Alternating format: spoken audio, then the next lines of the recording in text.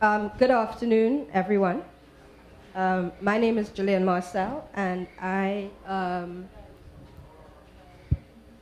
going to be speaking to you. I've changed what I'm going to be speaking to you about as well, because I've had to be emergent in this process. And so what I'm going to do is actually respond to what I've heard today and to what I've heard today, as well as to pick up on a few points from what I think the purpose of the convoy is. For those of you who have been here for,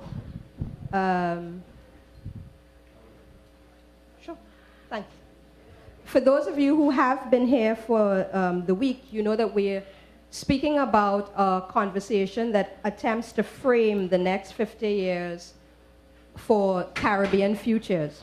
And one of the points that I made on Monday is that in doing that, there are a couple key things that we need to take into account.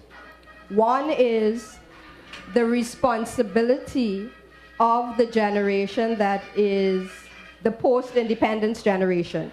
What is the responsibility for those of us who have inherited a legacy of a country, a nation, a region with institutions, and what are our responsibilities in that regard?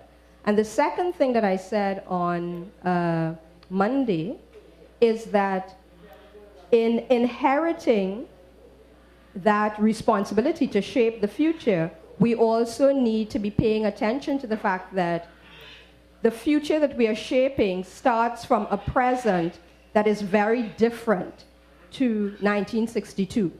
And I think in the course of the last 5 days, we've heard certain important touch points about what those differences are. And then for the last hour or so, we've been talking about some specific ways in which the differences manifest themselves in terms of what people consider to be the sources of wealth creation. So when you talk and encounter Caribbean young people, they understand that global production, consumption, and wealth creation in the last 50 years has changed to the point where the things that the older heads refer to as the entertainment industry is actually where the wealth of the globe is currently being created.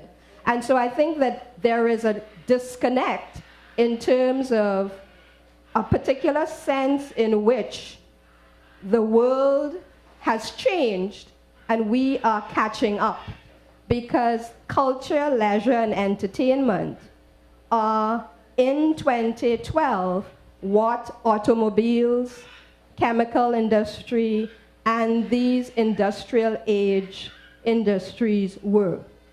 So we have to kind of get our thinking about where economic value is actually created into the present tense as opposed to being in the past tense. So that's one thing.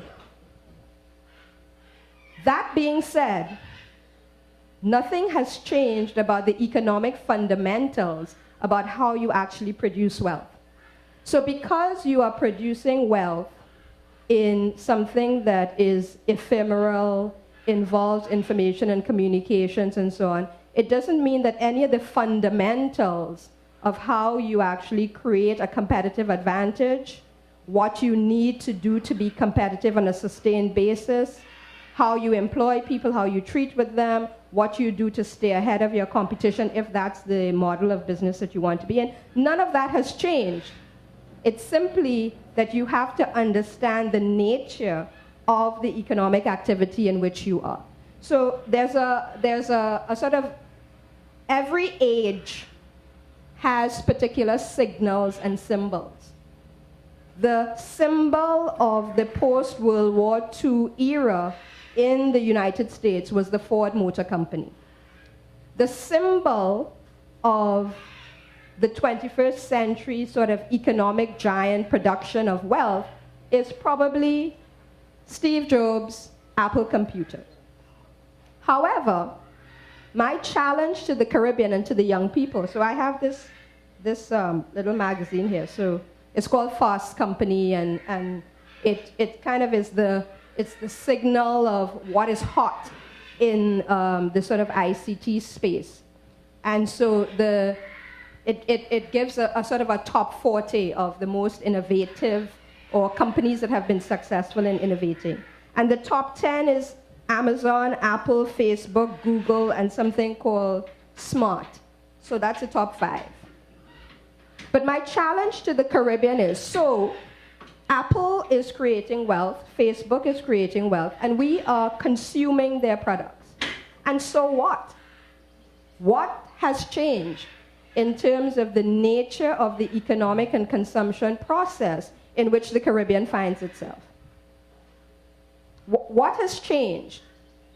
So the economic production base of the globe has shifted into these new industries, and we still remain consumers. We are hyped up consumers. We are we are on the cutting edge. If you count the iPads and the iPhones and so on in this room, we will have a high percentage of people who are with it. But what has changed in terms of the nature of our relationship to economic production processes, entrepreneurship, dynamism, and so on, that goes along with that major shift in the economic production base? So that's what I want to put on the table, that if nothing has changed, we need to be concerned, because if you keep doing the same thing, you're going to get the same result. So the excitement about Caribbean entertainment and Caribbean cultural product and so on, if we don't change the nature of the arrangements for seeing that as a production of economic wealth and so on, will result in 50 years' time, you will still spend 45 minutes trying to convince Richard Joseph and Ronald Ram,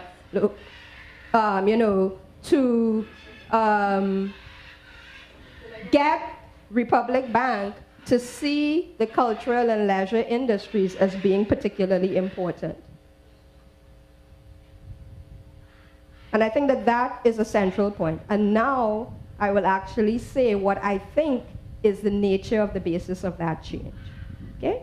And it comes from an understanding of what is a Maroon, what is plantation economy, and what are the responsibilities of emancipated citizens. Because emancipated citizens need to understand, as we heard, I think it was on Monday, they need to have a methodology of understanding the world that they find themselves in, and also framing ideas for how they engage in that world.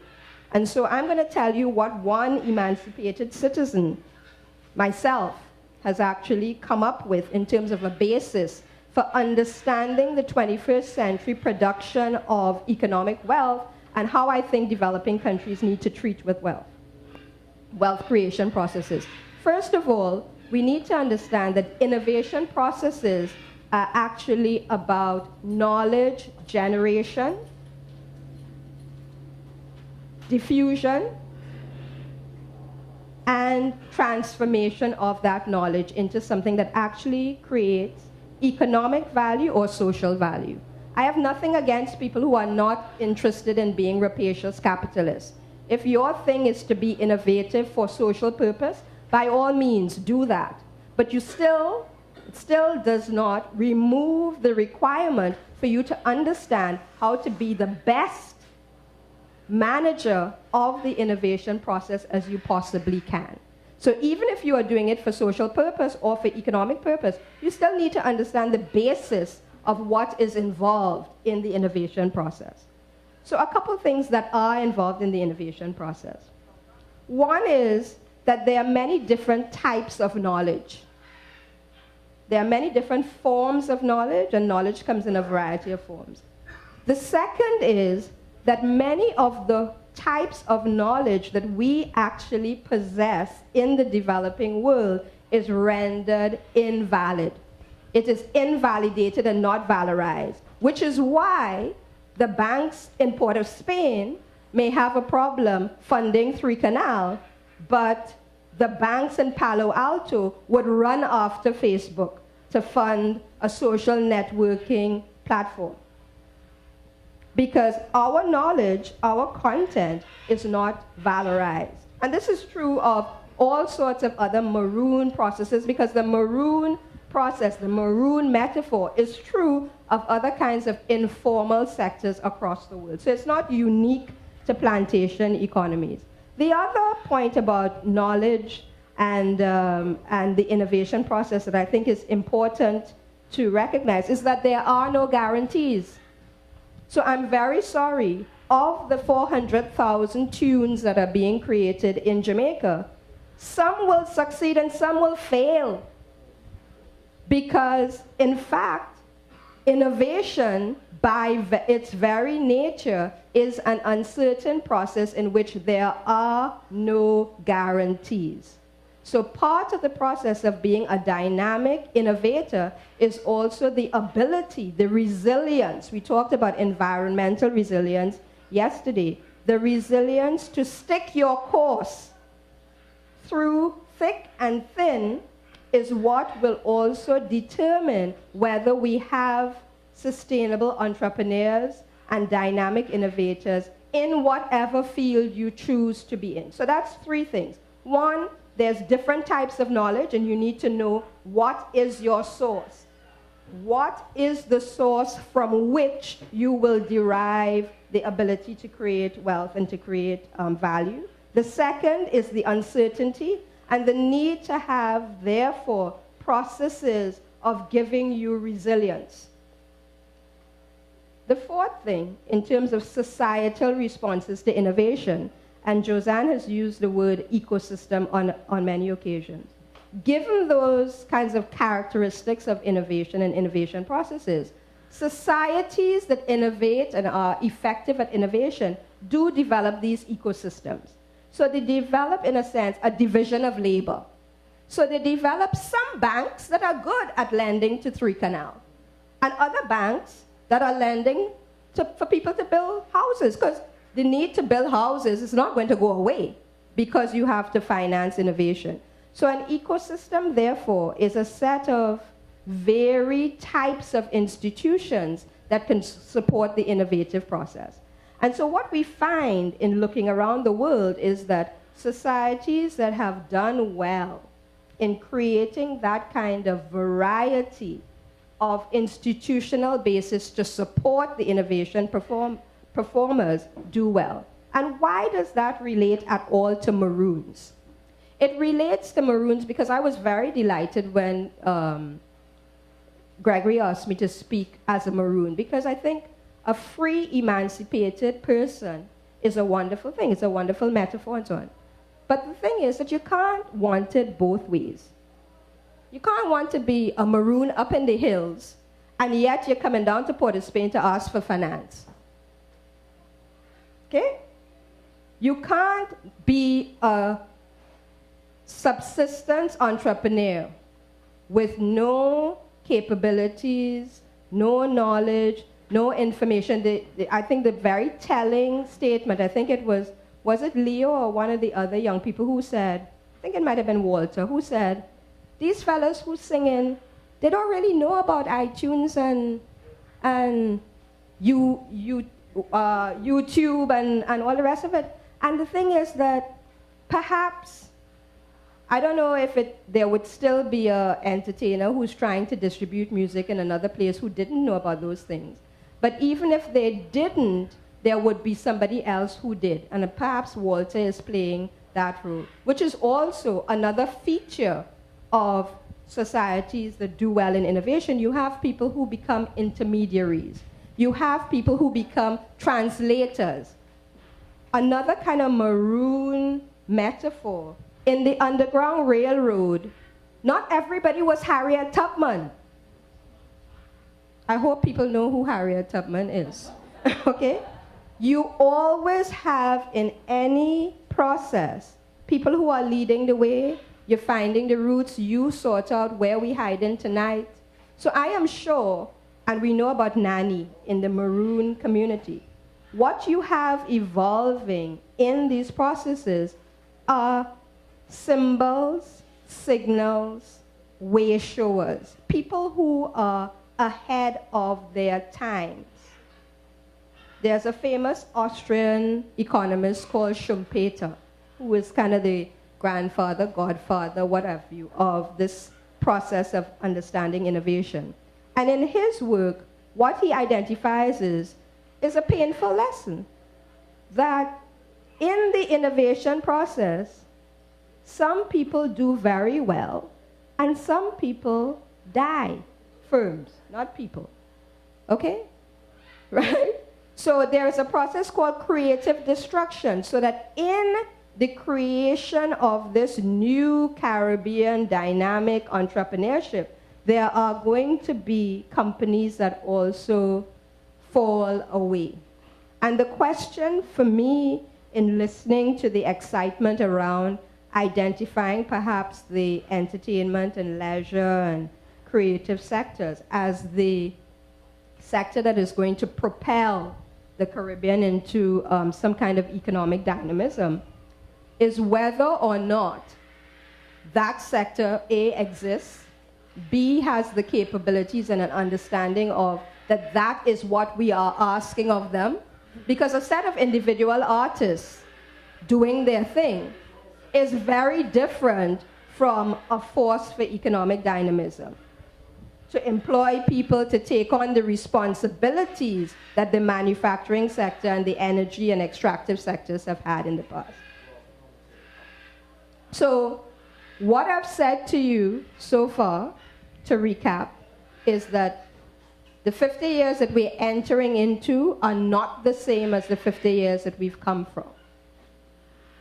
Then I've laid out some kind of core truths, in a sense, about the innovation process and what is involved in actually creating either economic value or social value.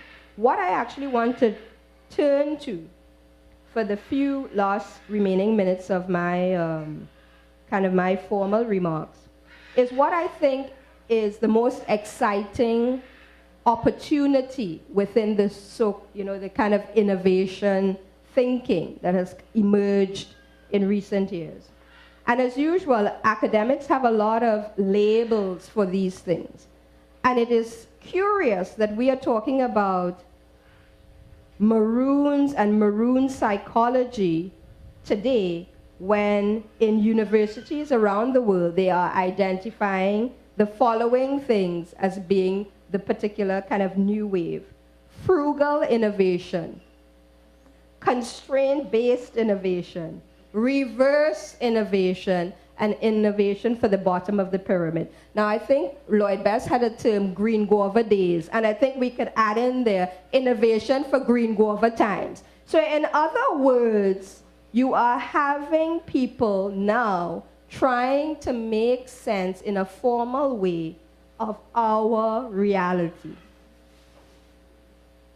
People doing little, people making a lot with little. But now there's a name for it.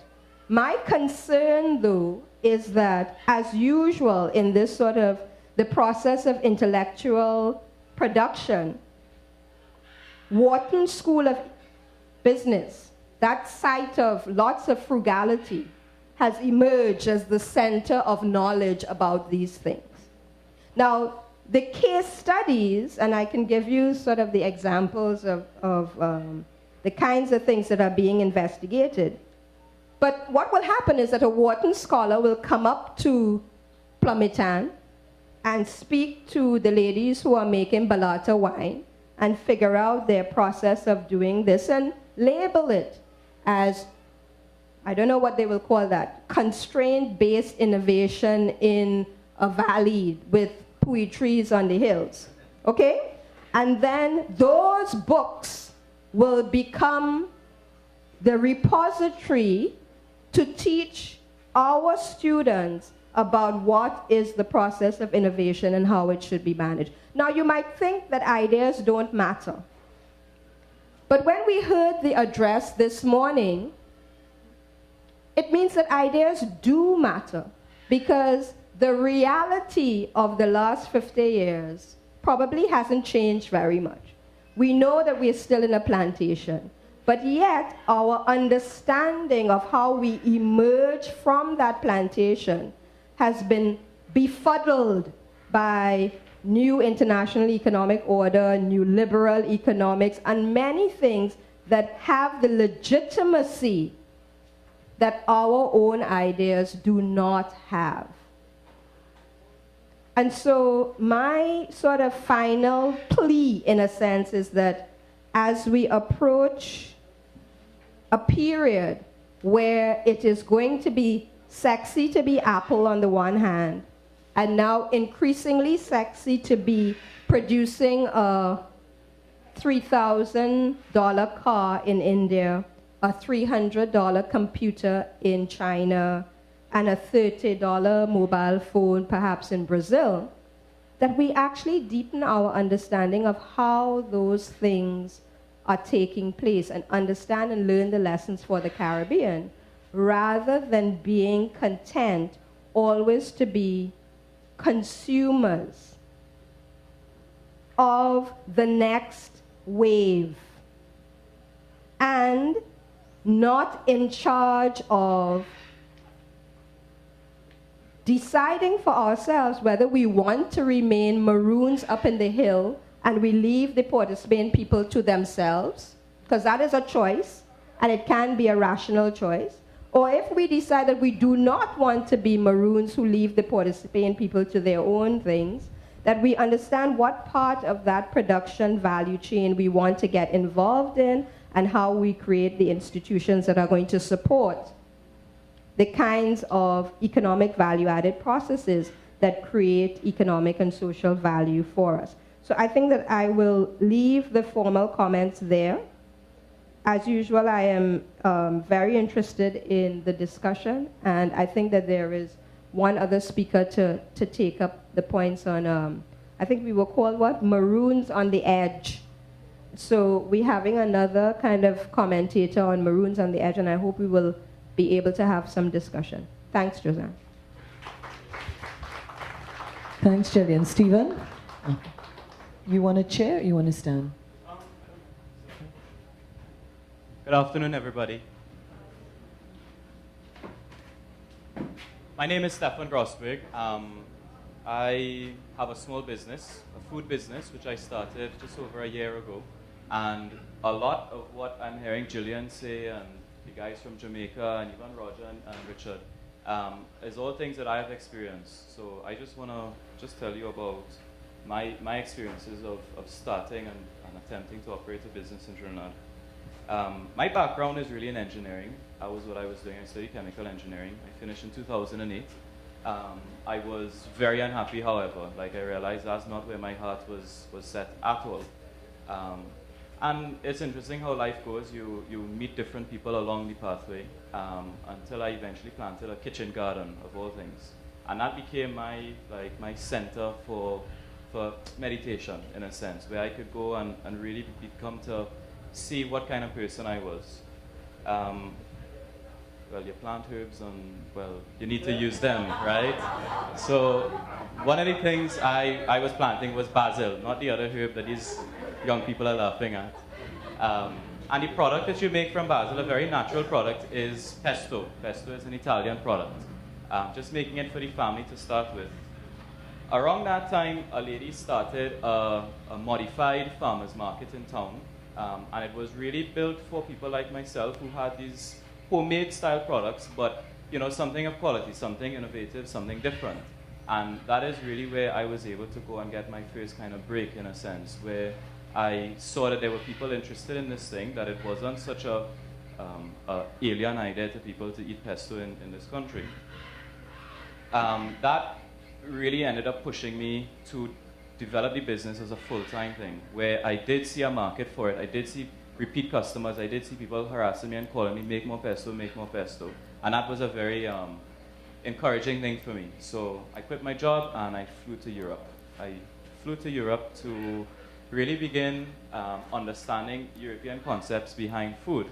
Around this time, I also heard about a group called Slow Food, which begins to explore and encourage people to remember traditions, remember local varieties of fruits and vegetables, to use them, to celebrate them.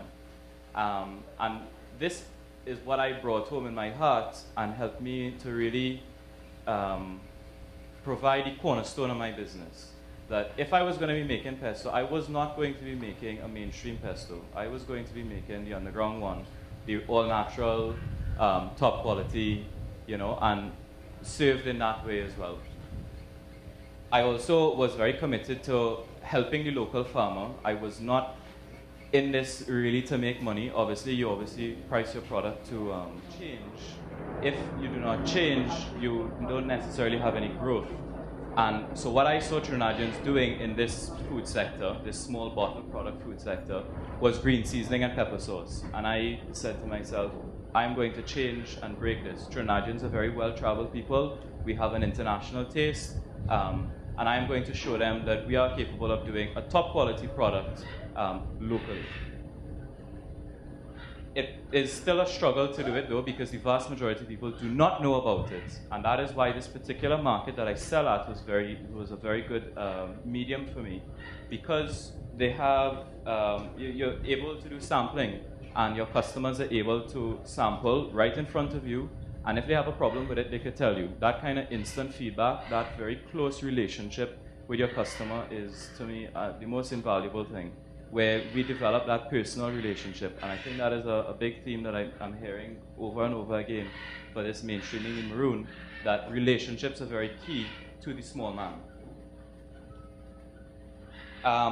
Another thing which I tried to tackle was my brand, my image, as these guys from Jamaica are talking about. If you have a product which does not look good, that is not well marketed, you know, if it really looks like rubbish, no one is going to be interested in it.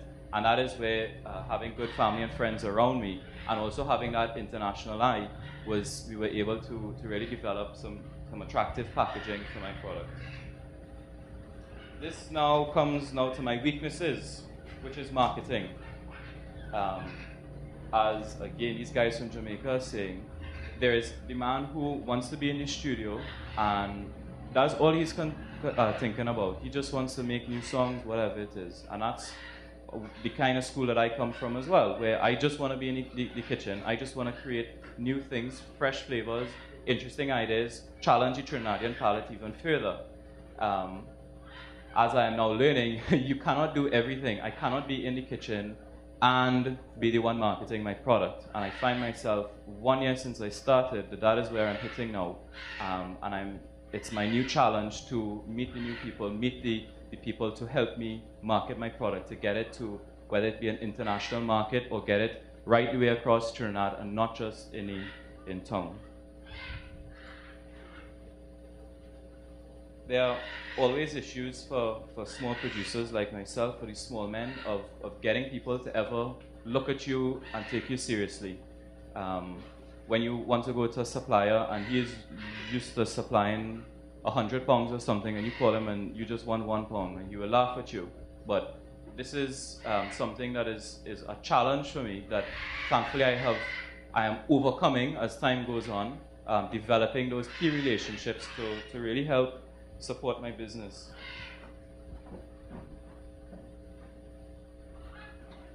I mean, listening to Gillian and talking about frugal innovation, about constraint innovation, as you say, like, I think that is what a lot of small businesses are about. They're about people who have an idea, about, you know, a really quality idea that they just want to share with everyone else. They're usually just driven up to their own constraints. I didn't have any bank account when I started this whole thing, but by the end of it, I do. You know, you start what is low-tech and small and sustainable for yourself, and eventually build yourself up to the level where you could then start calling the shots. For the future, I know that I have built things for my business in the correct way. I am still small. I still have a long way to grow, but I do know what my weakness is, marketing. And a man told me once, when you make your weaknesses your strengths, that's when you really are able to begin to succeed. So that is my next project for this year, to learn how to market. Thank you very much.